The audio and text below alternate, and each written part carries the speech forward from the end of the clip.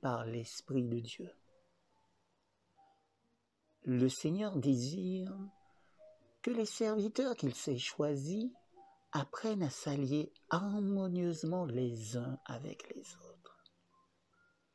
Une influence marquée pour le bien doit se faire sentir parmi les habitants du monde. Quelle que soit la diversité de leurs talents, ces ouvriers doivent travailler dans l'unité, faisant tous preuve d'amabilité et d'amour. La vérité doit être proclamée par différents dons et tous les dons doivent être dominés par le même esprit.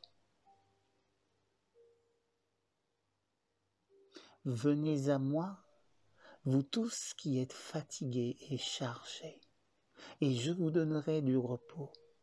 Matthieu chapitre 11, verset 28. C'est là une ordonnance pour la guérison de tous les maux physiques, mentaux et spirituels. C'est le don du Christ à ceux qui le cherchent dans la sincérité et la vérité. Il est le puissant médecin. Puis vient une autre invitation. Prenez mon joug sur vous et recevez mes instructions, car je suis doux et humble de cœur. Et vous trouverez le repos pour vos âmes, car mon joug est doux et mon fardeau léger. Verset 29, verset 30 du même chapitre de Matthieu, chapitre 11.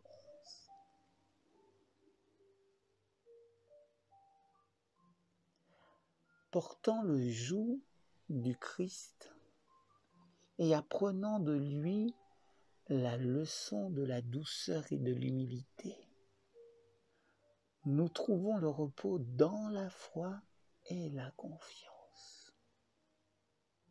Nous découvrons que son joug est doux, son fardeau léger. Que ceux qui assument des responsabilités se souviennent que c'est le Saint-Esprit qui doit modeler. C'est le Seigneur qui dirige. Nous ne devons pas nous efforcer de façonner selon nos propres idées ceux pour qui nous travaillons. Nous devons laisser le Christ les former. Il ne suit aucun exemple humain. Il travaille selon sa pensée et son esprit. Il appartient à l'homme de révéler au monde ce que le Christ a mis dans son cœur.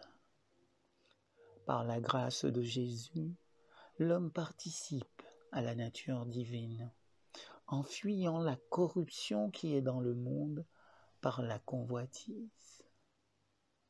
Les meilleures facultés de celui qui reçoit le Christ sont fortifiées et ennoblies. Il est habilité au service de Dieu. Celui qui autrefois était le chérubin protecteur, qui avait pour tâche de cacher la gloire de Dieu aux intelligences célestes,